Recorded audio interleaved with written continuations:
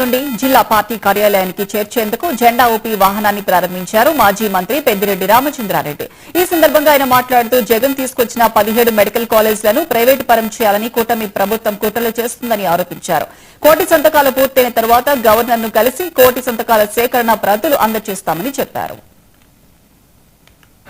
గత ప్రభుత్వం ఏదైతే జగన్మోహన్ రెడ్డి గారి ఆలోచనతో ఆధ్వర్యంలో ఒకే ఒకసారి 17 ప్రభుత్వ మెడికల్ కాలేజీల్లో వాటికి సంబంధించి అనుబంధ కార్పొరేట్ హాస్పిటల్స్ను తీసుకొచ్చిందో, మరి అలాంటి వ్యవస్థ పేదలందరికీ కూడా ఉచితంగా వైద్య విద్యను అభ్యసించేదానికి వాళ్ళందరికీ కూడా అవకాశం కల్పించాలని చెప్పి పేదల కోసం ఏ రాష్ట్రంలో కూడా ఏ రాష్ట్ర ప్రభుత్వము చేయనట్లు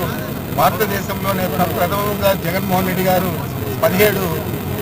వైద్య కళాశాలలు వాటికి సంబంధించి హాస్పిటల్స్ తీసుకొచ్చి వైద్యం కానీ విద్య కానీ పేదలందరికీ అందుబాటులో ఉండాలని చెప్పి ఏదైతే ఆలోచన చేశారో, ఈ ప్రభుత్వం వచ్చిన తర్వాత జగన్మోహన్ రెడ్డి గారు చేసింది ప్రతిదీ కూడా తిరగరాస్తూ అదేవిధంగా ఈ మెడికల్ కాలేజీ